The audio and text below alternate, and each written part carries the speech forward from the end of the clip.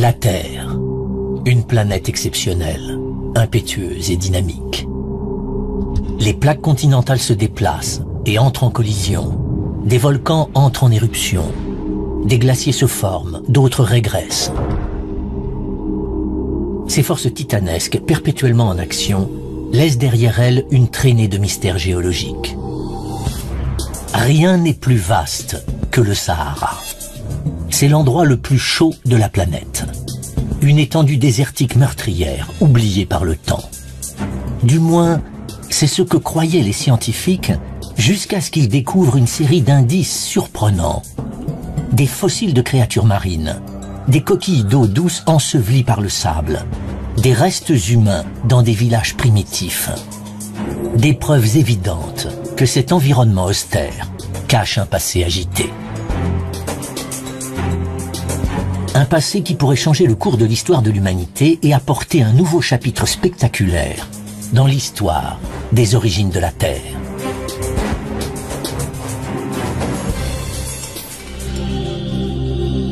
Le désert du Sahara en Afrique est aussi vaste que les États-Unis. Le sable de cette gigantesque étendue pourrait à lui seul recouvrir le monde entier sous 20 cm d'épaisseur. C'est le plus grand désert et le point le plus chaud de la planète. La première fois que j'ai vu le Sahara, j'ai été frappée par l'aridité de ce paysage. C'est comme si le vert manquait à la palette de couleurs lorsqu'il a été créé. Il n'y a rien d'autre que des tons de gris et de marron, et pas le moindre signe de vie. La mission de Jane Smith consiste à découvrir des indices permettant d'expliquer la stérilité de cette terre. Ses recherches commencent à l'extrémité est du désert, en Égypte. Non pas dans les dunes du Sahara, mais dans l'une des structures les plus grandioses jamais construites par l'homme, les grandes pyramides. Les blocs de pierre de cette merveille antique abritent un indice remarquable concernant l'histoire de ce pays et bien antérieure à l'époque pharaonique. Si l'on observe d'un peu plus près les blocs de pierre qui constituent ces pyramides, on aperçoit de magnifiques fossiles marins. Les plus faciles à distinguer sont ces disques plats d'environ 2,5 cm, connus sous le nom de numulites. Ce sont des organismes unicellulaires. Numulus signifie petit écu en latin. Ce sont des organismes unicellulaires, parmi les plus gros ayant jamais existé. Dans des temps anciens, ces blocs étaient taillés dans des carrières du pays, puis traînés vers le chantier. Chaque bloc de pierre pesait 2,5 tonnes et il en fallut 2 millions, sur plus de 20 ans, pour construire la Grande Pyramide. Chose incroyable, jusqu'à 40% de chaque bloc est constitué des fossiles de ces créatures marines primitives. Plus important encore, ces numulites vivaient il y a 40 millions d'années, en milieu aquatique uniquement. Ça prouve que ce lieu, aujourd'hui désertique, était autrefois recouvert par l'océan. On évoque souvent la construction des pyramides, mais on n'imagine pas que les blocs qui les constituent contiennent ces superbes fossiles. Le Sahara est aujourd'hui le plus vaste désert au monde. Mais ces minuscules numulites laissent supposer qu'il était autrefois bien différent. De l'eau recouvrait peut-être cette étendue aride. Jane Smith se dirige plus dans les terres pour approfondir cette incroyable idée. Elle se rend dans une vallée désertique reculée, non loin des carrières où furent extraits les blocs de pierre. Ce lieu s'appelle Wadi Al-Hitan. Des centaines de fossiles jonchent le sable. Ils ont été découverts en 1983. Mais ils n'ont rien à voir avec les minuscules numulites. C'est une baleine. Là, on voit la colonne vertébrale, les vertèbres, les côtes, les épaules, une partie de la nageoire dorsale et la mâchoire. Cette créature ne vivait certainement pas dans le désert. Il s'agit d'un fossile de Dorudon, un ancêtre de notre baleine, disparu il y a 36 millions d'années. Vu la taille des vertèbres et le reste des ossements, il devait mesurer environ 6 mètres. Cet animal prouve que ce lieu était sous l'eau. Un océan recouvrait ce désert. Wadi Al-Hitan signifie vallée des baleines en arabe. Cette dépression qui s'étend sur 20 km réunit le plus grand nombre de fossiles au monde. Certains ont été découverts dans le sable, d'autres dans la paroi des falaises. Jusque-là, on en recense 400. Presque tous sont des créatures marines, ce qui vient confirmer que le Sahara était autrefois recouvert par les eaux.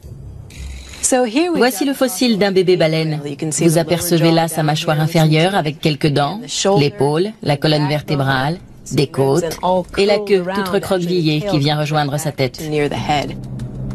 Comme si trouver des baleines en plein milieu du désert n'était pas assez curieux, un autre mystère reste à élucider. De nombreux fossiles sont ceux de très jeunes dorudons, comme celui-ci. Cet enchevêtrement rocheux délicat permet de comprendre pourquoi tant de bébés baleines sont morts ici. Le fossile du bébé baleine prouve que l'océan recouvrait cette terre. Ces rochers nous en apprennent plus encore sur le type d'océan. Ce sont des racines de palétuviers fossilisés. Ces racines se trouvaient sous l'eau, les palétuviers poussant en surface. La végétation ne se développe pas en eau profonde. Cette terre était donc recouverte par une étendue d'eau peu profonde lorsque ces dépôts se sont formés. Une étendue semblable aux Everglades en Floride où l'on trouve des palétuviers. Jane Smith a découvert le rivage de cette mer primitive. La faible profondeur des eaux permet d'expliquer pourquoi tant de jeunes animaux les peuplaient. Du fait de la présence d'un si grand nombre de fossiles, on peut imaginer qu'il s'agissait d'une baie peu profonde et abritée, où les baleines venaient mettre bas. C'est incroyable de voir des fossiles de baleines dans un lieu où les précipitations sont actuellement inférieures à 1 mm par an. On ne peut trouver de preuves plus éloquentes du changement géologique. Les pièces manquantes du puzzle viennent s'imbriquer, révélant le passé aquatique du Sahara. Il y a 40 millions d'années, ce désert devait former au beau milieu de cette vallée une baie recouverte d'eau peu profonde, d'un beau bleu-vert tropical. La côte s'étendait à l'horizon et des palétuviers poussaient dans les zones peu profondes. Des forêts pluviales et des marécages devaient recouvrir les terres.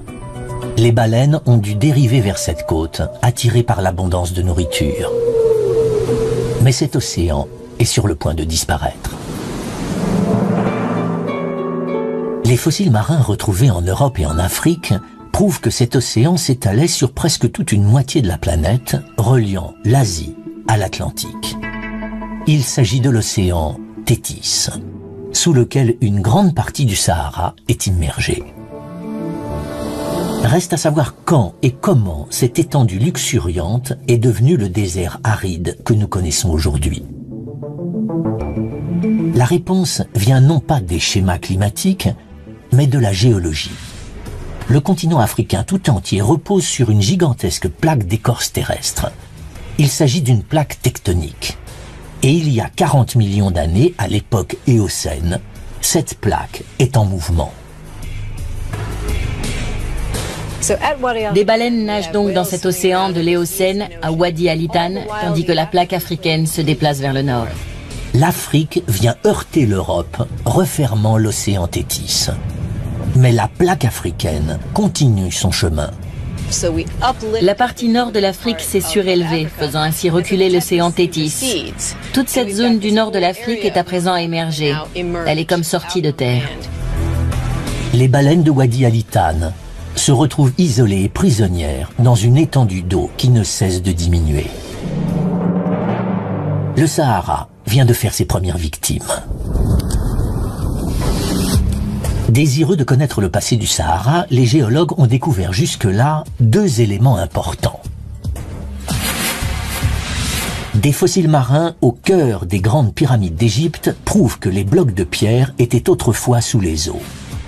Des squelettes de baleines révèlent qu'une mer recouvrait une grande partie du Sahara il y a 37 millions d'années. Alors que les puissantes plaques tectoniques font émerger le Sahara, un marécage tropical se forme.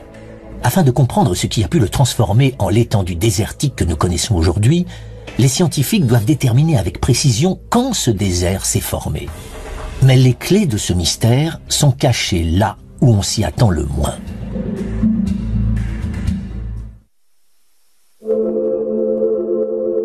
Il y a 20 millions d'années, le Sahara est un marécage tropical luxuriant. Les géologues essaient aujourd'hui de découvrir ce qui s'est passé par la suite.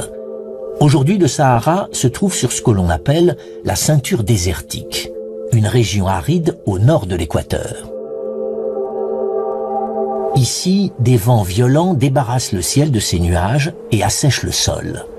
Cette région s'étend du Sahara au désert du sud-ouest des États-Unis, en passant par le désert de Gobi en Chine. Le Sahara est le plus vaste de tous. Pourtant, les géologues ignorent presque tout quant à l'époque de sa formation.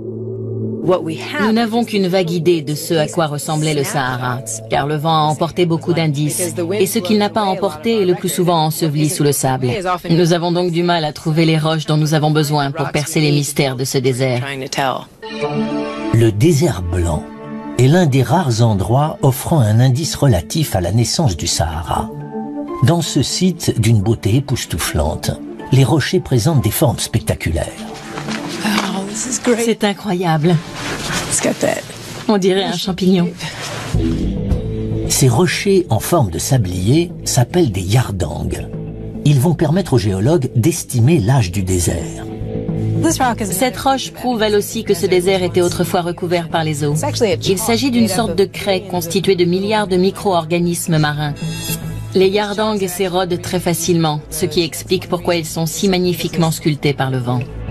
Mais le vent est un créateur brutal. Il soulève le sable et le projette violemment contre les yardangs. Lorsque le vent érode la roche, on obtient cette forme caractéristique de champignon plus étroite au milieu. C'est parce que plus le vent s'éloigne du sol, plus il souffle vite. Il érode donc plus facilement la roche, mais il contient moins de sable, puisqu'il le récupère au sol. La partie du yardang la plus érodée, la plus fine, c'est donc celle où le vent souffle le plus fort, tout en transportant un maximum de sable. Il y a 40 millions d'années, le sommet des yardangs faisait partie du plancher sous-marin. Mais le vent s'est levé lorsque le Sahara s'est transformé en désert, et il a commencé à sculpter ses formes. Déterminer combien de temps a pris ce processus pourrait permettre d'établir l'âge du désert. C'est difficile de dire précisément combien de temps il a fallu au vent pour sculpter tout ça. Un rocher tel que celui-ci, d'environ 4,50 m, je dirais entre quelques dizaines et quelques centaines de milliers d'années. Mais pour façonner toute cette étendue, il a dû lui falloir au moins 1 million d'années. Pourtant, les géologues pensent que le Sahara a plus d'1 million d'années. Dans leur quête d'une date plus précise, ils se tournent vers l'une de ses caractéristiques les plus emblématiques, les dunes de sable. Ici, dans le désert, les tempêtes de sable peuvent durer 4 jours. Le sable est projeté de toutes parts. Au cours de centaines de milliers d'années, il s'est accumulé, formant des dunes pouvant atteindre la taille d'un bâtiment de 50 étages. Ces montagnes de dunes dissimulent peut-être le secret de l'âge du Sahara. Dès que le climat devient aride, le vent peut former des dunes. Pour savoir combien de temps cela a pris, on peut essayer de dater les dunes elles-mêmes, mais c'est très difficile. C'est difficile car les dunes se déplacent sans arrêt. Le vent qui les construit les fait également disparaître, les déplaçant sur une quinzaine de mètres par an en moyenne. Pour obtenir l'âge précis du désert, les scientifiques doivent donc suivre le sable jusqu'à sa destination finale. Les gros grains de sable voyagent lentement et ne vont pas très loin. Mais les particules plus fines voyagent bien plus longtemps. Elles peuvent être transportées jusque dans l'Atlantique. Le Sahara est la source de poussière la plus importante de la planète. 500 millions de tonnes atterrissent dans l'Atlantique chaque année. Quelques-unes atteignent la Floride, créant de superbes couchers de soleil rougeoyants. Mais la plupart de ces poussières finissent au fond de l'océan, une mine d'informations sur le passé du Sahara.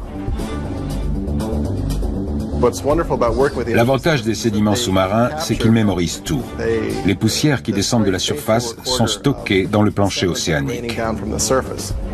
En 1995, Peter de Menocal perce le plancher sous-marin, traversant des couches de boue datant de plusieurs millions d'années.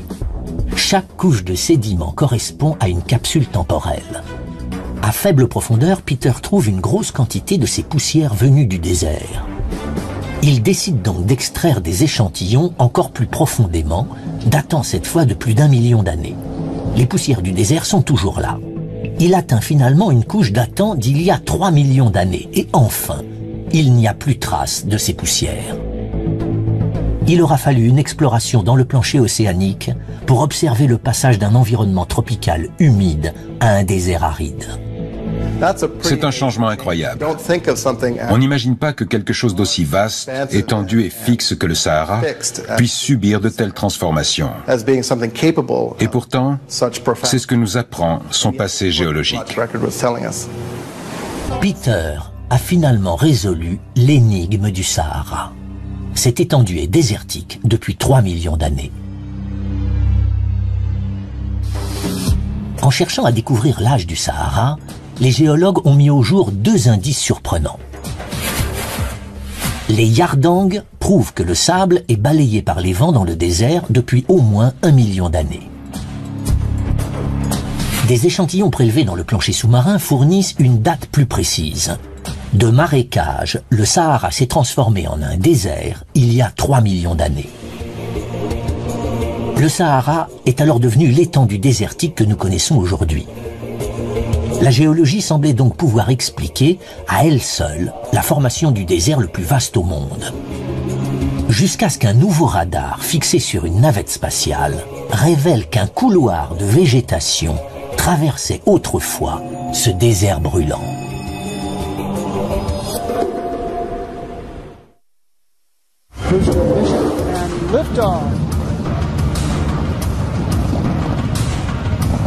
En 1981, la navette spatiale fait une découverte surprenante. À l'aide d'un nouveau type de radar, la NASA prend en photo une portion de 50 km du Sahara. Le radar traverse le sable sur une profondeur de 5 mètres et laisse apparaître ce qui devait être autrefois un réseau de fleuves s'entrecroisant dans le désert. Cette découverte laisse les scientifiques sans voix. Il y a 3 millions d'années, le Sahara, qui était alors une forêt pluviale, se transforme en désert. Il semble maintenant qu'il aurait renfermé d'importantes quantités d'eau à un moment donné, durant les 3 millions d'années qui ont suivi. Les chercheurs suivent les images de la NASA jusqu'au nord de la Tunisie, au bord d'une dépression profonde dans le Sahara. C'est là que se trouve leur premier indice. Voici ce que nous recherchons. Regardez ces coquilles quasiment intactes. Ce dépôt en est largement constitué. Et ce ne sont pas des coquilles d'océan. Voici la moitié d'un Cadastradurnam glorcum, ce qui prouve l'existence d'un lac d'eau douce. C'est un spécimen parmi des millions de coquilles. Nous devons nous trouver près du rivage d'un ancien lac. D'autres dépôts de coquilles révèlent que ce lac était gigantesque. Environ la superficie de la Virginie occidentale. Mais ces coquilles fournissent une information encore plus remarquable, l'époque à laquelle a existé ce lac. Une datation au carbone 14 indique que ces coquilles sont vieilles de 90 000 ans et conduit à la conclusion suivante. Vu la quantité de coquilles, il devait pleuvoir beaucoup aux alentours de ce lac et le Sahara devait être verdoyant. Les scientifiques se dispersent à travers le Sahara pour enquêter sur d'autres images satellites. Ils recherchent toute cuvette dans le paysage, qui aurait autrefois pu contenir une étendue d'eau douce. Les images radar prises par la NASA, associées à la technologie GPS, ont permis de retrouver des traces des lacs dans tout le désert. Et certains étaient immenses. L'existence de 3 lacs différents a été confirmée par la présence de coquilles d'eau douce. Ces lacs étaient si étendus qu'ils ont été surnommés mégalacs. Voici l'autre rive du méga-lac. C'en était un parmi d'autres au milieu de ce Sahara verdoyant. Une fois localisés tous les lacs, Drake se rend compte d'un fait étonnant. Voici ici le nord de l'Afrique Et là, la limite du Sahara. Nous nous trouvons là, en Tunisie, avec un mégalac ici. Et nous savons qu'un autre mégalac se trouvait ici, au sud de la Libye. Et un autre, encore plus grand, ici, au Tchad. S'ils avaient tous atteint leur taille maximale, ils auraient couvert 10% du Sahara. Ce qui les aurait rendus 3 fois plus étendus que les grands lacs d'Amérique du Nord. Ce qui est aujourd'hui le plus vaste désert du monde abritait autrefois des étendues d'eau douce parmi les plus grandes de la planète. Les changements climatiques soudains sont associés à différents phénomènes, de l'activité volcanique aux météorites heurtant la Terre. Mais Peter de Ménocal, chercheur en climatologie, pressent que cette transformation du Sahara n'est pas la première. Il se tourne alors vers les échantillons prélevés dans le plancher océanique. Notre approche consiste à utiliser ces sédiments marins comme archives des changements climatiques passés en Afrique. En observant les niveaux de poussière désertique datant de centaines de milliers d'années, il découvre que le Sahara a subi plus d'une transformation. La première fois que nous avons étudié ces échantillons, les bras m'en sont tombés, car nous avons découvert qu'il y avait déjà eu de tels changements. Pour expliquer ces changements réguliers et spectaculaires, Peter regarde au-delà du Sahara. Il décide de se pencher sur la rotation de la Terre elle-même, en particulier sur les petites oscillations qu'elle produit lorsqu'elle tourne autour du Soleil. Ces oscillations provoqueraient une légère inclinaison de la Terre. Les moussons qui arrosent aujourd'hui le sud de l'Afrique se seraient donc déplacés vers le nord, déversant leur pluie sur les dunes du Sahara. Le point important, c'est que ces oscillations se produisent tous les 20 000 ans. Chaque période où le Sahara a été humide correspond à une phase d'oscillation, et cela dure depuis des millions d'années. Chaque fois que la bande pluvieuse se déplace vers le nord, le paysage se transforme et le Sahara redevient verdoyant. Pour moi, le plus incroyable, c'est comment de petites fluctuations dans quelque chose d'aussi simple qu'une oscillation dans l'orbite de la Terre peuvent entraîner des changements climatiques aussi spectaculaires dans une région aussi vaste. Les scientifiques savent à présent comment et pourquoi le Sahara est devenu verdoyant. Ils savent que des lacs gigantesques recouvraient une grande partie du désert, mais ils n'ont pas la preuve qu'ils étaient reliés entre eux. S'agissait-il d'immenses étendues d'eau de pluie isolées, ou formait-il un réseau de fleuves interconnectés, comme le suggèrent les images radars de la NASA? Nick Drake entend dire qu'en 2009, des archéologues ont fait une importante découverte étayant la thèse des fleuves. Des outils en pierre trouvés à proximité du mégalac de Tunisie. La première étape consiste à trouver le rivage de l'ancien lac. Ça me paraît bien.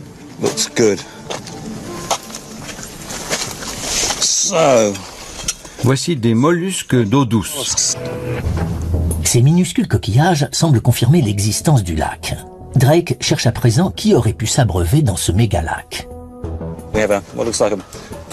Voici une partie de la mâchoire d'un petit herbivore. On aperçoit 3 dents. Peut-être une gazelle.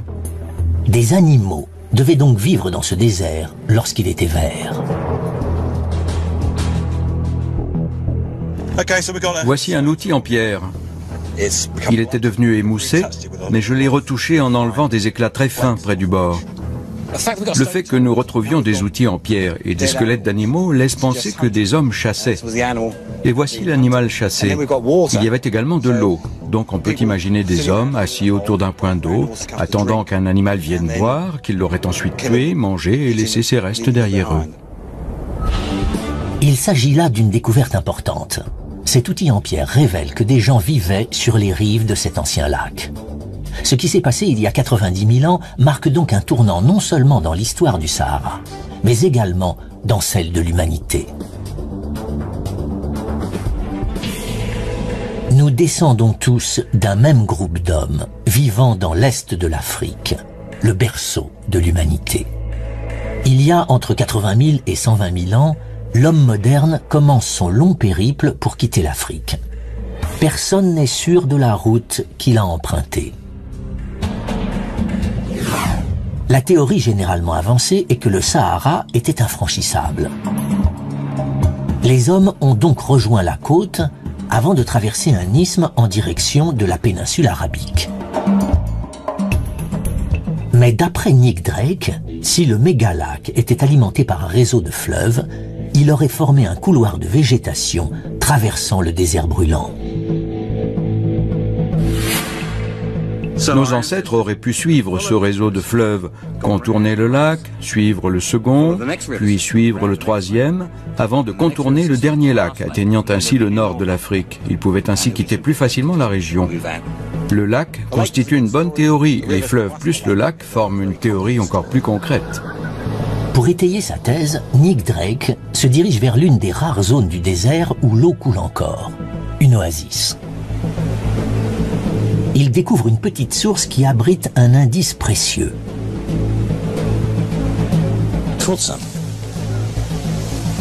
Super. Un cyclidé.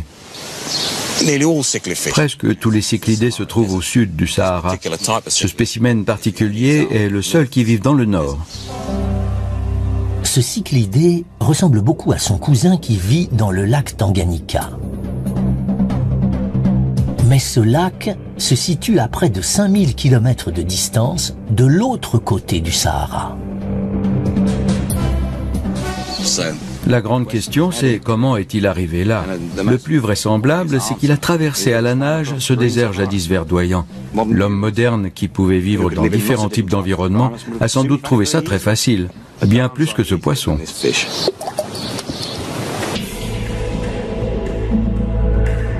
Ces fleuves et ces lacs ne vont pas durer. La porte se referme sur le couloir verdoyant. Mais les scientifiques savent à présent qu'à cause de l'oscillation de la Terre, le Sahara agit comme un pendule, passant d'une période humide à une période aride, tous les 20 000 ans. L'enquête a permis de découvrir 2 indices expliquant comment ces oscillations influent sur le Sahara. Des coquilles d'eau douce datant d'il y a 90 000 ans prouvent que le désert était autrefois recouvert par un gigantesque lac. Un cyclidé montre que le Sahara était parcouru par un fleuve, formant ainsi un couloir de vie à travers le désert. Mais les scientifiques doivent encore trouver des informations concrètes concernant la vitesse à laquelle ces changements se sont produits. Puis un archéologue égyptien fait une découverte étonnante dans le désert libyen témoignant de la dernière transformation du Sahara. Le changement climatique le plus spectaculaire au cours des 10 000 dernières années. Les scientifiques essayant de reconstituer l'histoire du Sahara ont mis au jour une incroyable suite d'événements. Il y a 40 millions d'années, le Sahara était recouvert par les eaux. Il y a 3 millions d'années, il devenait un désert. Depuis, il est passé successivement de terre verdoyante à étendue aride tous les 20 000 ans. Les scientifiques se penchent à présent sur son passé géologique le plus récent, les 10 000 dernières années, afin de découvrir la vitesse à laquelle se transforme ce gigantesque désert. Les chercheurs se dirigent vers une vallée au cœur du désert libyen. Le premier indice permettant d'éclaircir le mystère est un cercle de pierre. Voici les fondations d'une ancienne hutte. On a du mal à imaginer que des gens pouvaient vivre ici, sur cette étendue aujourd'hui désertique. La découverte d'Hassan prouve que des êtres humains habitaient ici. La structure de cette hutte consiste en cette base circulaire formée de blocs de pierre placés verticalement et provenant d'une roche locale. La hutte devait former une structure semi-circulaire, probablement recouverte de peau et de branchages. Les hommes devaient l'utiliser comme abri. D'après Hassan, ces huttes auraient pu accueillir une petite communauté de 50 personnes environ. Il doit à présent déterminer de manière exacte l'époque à laquelle elles vivaient ici. Des perles en coquilles d'œufs d'autruche. Ces petites perles en coquilles d'œufs d'autruche sont clairement l'œuvre d'êtres humains. Ils se servaient de coquilles d'œufs pour faire des colliers.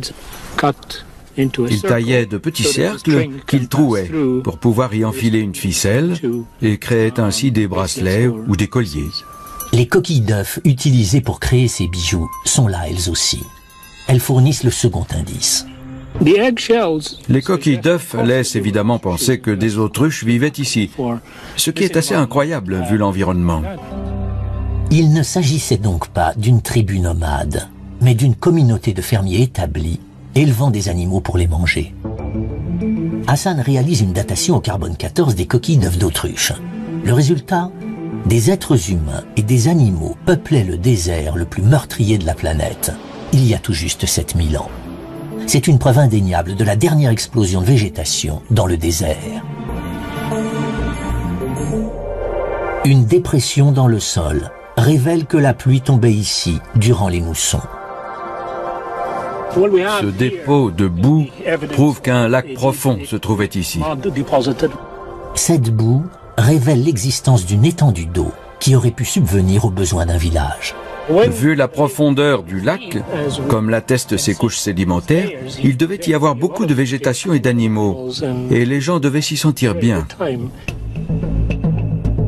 En différents endroits du Sahara, les scientifiques ont retrouvé des traces de vie similaires. Des restes d'éléphants, de gazelles, d'hippopotames ou de crocodiles. Des peintures rupestres étonnantes décrivent même des hommes en train de nager.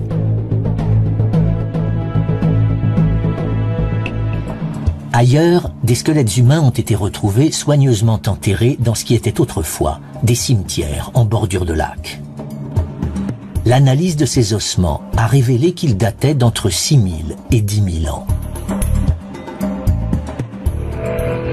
La question que se posent à présent les scientifiques, c'est à quelle vitesse le Sahara est-il repassé d'une terre fertile à une terre aride? Plus tôt, des échantillons prélevés dans le plancher sous-marin avaient révélé que le Sahara s'était initialement transformé en désert il y a 3 millions d'années. Ils avaient également permis d'expliquer comment une oscillation de l'axe de la Terre le faisait depuis passer successivement d'aride à verdoyant. À présent, le climatologue Peter de Menokal veut en savoir plus sur la dernière transformation du Sahara en désert. Elle se serait produite au cours des 10 000 dernières années. Pour un géologue, ouvrir ces échantillons, c'est comme remonter le temps. C'est incroyable. Le haut de l'échantillon est bien plus rouge. Chaque demi-centimètre de sédiment dans l'échantillon représente environ 200 ans. Les différences de couleur des sédiments est subtile, mais pour un œil expérimenté, c'est un indice précieux. Lorsqu'on observe cet échantillon, ce qui frappe, c'est ce changement incroyable de couleur. Les sédiments sont marron-vert dans cette partie de l'échantillon. C'est dû aux minéraux argileux qui composent les sédiments des fonds marins. Les sédiments rouges, eux, correspondent aux poussières du Sahara qui ont été balayées par les vents. Lorsqu'on avance dans le temps, le marron continue de prédominer. Là, on arrive il y a environ 7500 ans.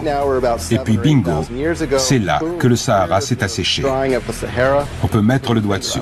C'était il y a 5500 ans. La proximité de ces deux couches montre à quel point le changement a été rapide. La transition entre un Sahara bien arrosé et verdoyant à un Sahara bien plus aride. On voit que cette transition climatique s'est produite en l'espace d'1 ou 2 siècles. Les scientifiques savaient déjà que le Sahara était un environnement en évolution constante. À présent, pour la première fois, ils ont une idée de la rapidité de ces changements. Alors que l'oscillation de la Terre entraîne le déplacement de la bande pluvieuse, le retour du désert est rapide et meurtrier. Ces transitions ont dû se produire sur quelques générations. En l'espace de 3 générations, les gens ont dû se rendre compte que leur environnement n'était plus supportable. Surplombant les vestiges du village au bord du lac, Hassan a découvert une grotte qui, selon lui, a joué un rôle important pour les habitants du Sahara lors de ce changement climatique soudain. Elle contient peut-être des indices témoignant de ce qui s'est passé. La première fois que je suis venu ici, le sable atteignait ce niveau.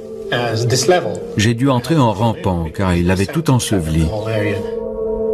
Ce sable balayé par les vents ne peut pas se former lorsque le désert est verdoyant. Le premier indice est enterré dans le sable. Des excréments d'animal en parfait état de conservation. Ces excréments sont non seulement révélateurs du climat de l'époque, mais il constitue également un excellent matériau pour une datation au carbone 14. Elle va nous permettre de dater le dernier assèchement du Sahara. Ces crottes de chèvres ensevelies sous le sable révèlent que la communauté de fermiers était submergée par le désert. Dissimulé au fond de la grotte, un autre indice confirme qu'il venait s'abriter ici. Cette grotte présente une caractéristique intéressante, des empreintes de mains. C'est une preuve incontestable que des hommes ont vécu ici. L'indice suivant suggère qu'autour d'eux, le Sahara commençait à se transformer inexorablement en désert. Voici un dessin intéressant avec ses longues lignes. Il représente un nuage en train de déverser la pluie. Elle commençait à devenir rare en ce temps-là, et les hommes devaient venir prier ici pour qu'il pleuve. Mais avec la mousson repartie à plusieurs milliers de kilomètres au sud, leurs prières ne pouvaient être entendues. Cette grotte devait être un lieu sacré très important pour ces gens à une époque où la vie devenait difficile. Finalement, malgré leurs prières, la force de ce changement sera si puissante qu'ils n'auront d'autre choix que de partir. Dans cette grotte, on trouve du sable et des empreintes de mains. Elles constituent le dernier témoignage laissé par les habitants du Sahara. L'histoire de cette grotte commence avec une inclinaison de l'axe de la Terre qui fait cesser la pluie au Sahara. Ce qui devait ressembler à une interminable sécheresse a transformé en l'espace de 200 ans une région agréable et fertile de la taille des États-Unis en une étendue désertique brûlante, celle que nous connaissons aujourd'hui. Ce sera le bouleversement environnemental le plus important de ces 10 000 dernières années. Ceux qui ont pu ont migré vers l'est, en direction de la source d'eau la plus proche, la vallée du Nil. Un îlot de verdure, au milieu du vaste désert. Cet exode aura une issue surprenante. La mort d'une culture, il y a 5500 ans, entraînera la naissance de l'une des civilisations les plus avancées de la planète. C'est l'assèchement du Sahara qui a permis l'avènement de cette grande civilisation. Les hommes sont arrivés de différents endroits du désert, ont établi leur village, et en très peu de temps, ils ont rassemblé les ingrédients nécessaires à l'ascension de la civilisation égyptienne. Dans le cas présent, ce changement climatique est à l'origine d'un des épisodes les plus spectaculaires de l'histoire. L'enquête pour découvrir à quelle vitesse le Sahara est redevenu un désert a mis au jour deux indices étonnants. Des perles en coquilles d'œufs d'autruche prouvent que des hommes et des animaux ont habité un Sahara verdoyant il y a tout juste 7000 ans. Des sédiments océaniques montrent que le Sahara est redevenu désertique à une vitesse incroyable, en seulement 200 ans. La prochaine oscillation de l'axe de la Terre est prévue pour dans 15 000 ans. C'est seulement à ce moment-là que le Sahara retrouvera une végétation luxuriante. Mais les technologies modernes ont trouvé des moyens d'accélérer ce processus. L'enquête dans le passé mouvementé du Sahara se concentre à présent sur les 100 dernières années. En 1956, une société française découvre de vastes réserves de pétrole dans le désert. Une ruée vers le pétrole s'ensuit, le sol est creusé de toutes parts. On découvre alors quelque chose d'inattendu profondément enfoui sous le sable. D'énormes quantités d'eau douce. Le Sahara semble sur le point de livrer un nouveau secret.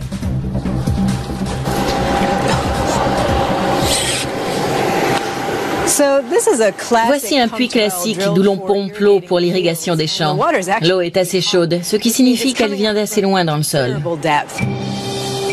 Plus le puits est profond, plus l'eau est chaude. L'eau des pluies du Sahara peut atteindre 66 degrés Celsius. Une température aussi élevée indique que l'eau pompée vient d'assez loin sous terre pour avoir été réchauffée par la chaleur interne de la planète. Des pompes comme celle-ci peuvent puiser de l'eau se trouvant à 1 km de profondeur, voire plus. Le désert privé de pluie depuis des années, cette eau doit bien venir de quelque part. Jane Smith identifie un nouvel indice. Lorsque je regarde les parois du puits, je vois que le fer les a colorées en rouge orangé. C'est de l'hématite, un minéral généralement présent dans l'eau qui a séjourné sous terre pendant longtemps. L'hématite et la chaleur de l'eau semblent indiquer la présence d'une réserve d'eau souterraine. Curieusement, d'importantes quantités d'eau se trouvent effectivement sous une grande partie du Sahara. Il faut chercher l'explication dans le grès. Le grès est constitué de couches de sable transformées en roches au cours de milliers d'années. Ce qui est incroyable avec le grès, c'est sa capacité à stocker l'eau.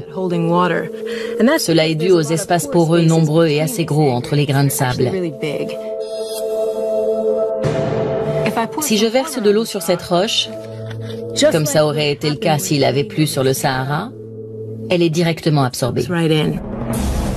Les scientifiques savent à présent que tous les 20 000 ans, une oscillation dans l'orbite de la Terre déplace la mousson vers le nord. Des pluies arrosent alors le désert. L'eau de ces pluies est en grande partie stockée sous terre. Il s'agit du système aquifère des Grénubiens. Telle une gigantesque éponge souterraine, il absorbe l'eau sous l'Égypte, la Libye et le Soudan. Bien qu'il n'y ait rien d'autre ici que du sable et de la roche, sous mes pieds, il y a autant d'eau que dans les grands lacs d'Amérique du Nord.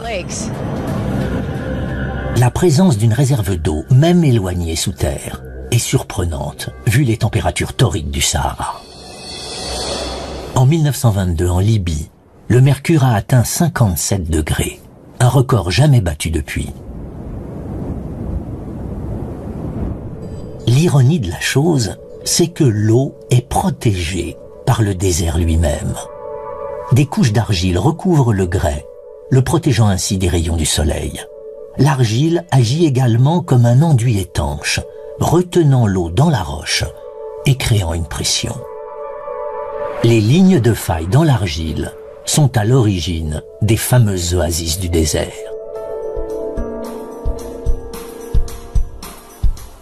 C'est une source naturelle. L'eau remonte de l'aquifère nubien sous sa propre pression. Il s'agit en fait d'eau fossile. Elle date d'il y a 1 million d'années. Cette réserve d'eau est un héritage du passé verdoyant du Sahara. Ce sont les vestiges de ces lacs immenses et de ces fleuves. Il s'agit là d'un seul aquifère. Les scientifiques utilisent aujourd'hui des radars pénétrant le sol pour localiser et répertorier d'autres aquifères dans le Sahara. C'est la promesse d'encore plus d'eau douce. Cette nouvelle technologie offre l'espoir d'un Sahara à nouveau verdoyant, indispensable à l'agriculture et à l'élevage.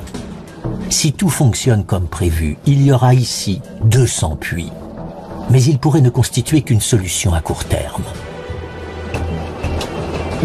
Il s'agit d'une nappe phréatique fossile. L'eau ne se renouvelle pas. Il arrivera un moment où il n'y en aura plus. Cette eau qui a étanché la soif des habitants préhistoriques du Sahara et qui s'est accumulée durant 1 million d'années pourrait s'épuiser en moins d'un siècle. Une fois que la nappe souterraine sera asséchée, le désert devra à nouveau attendre 15 000 ans avant que l'oscillation de l'axe de la Terre le rende à nouveau verdoyant.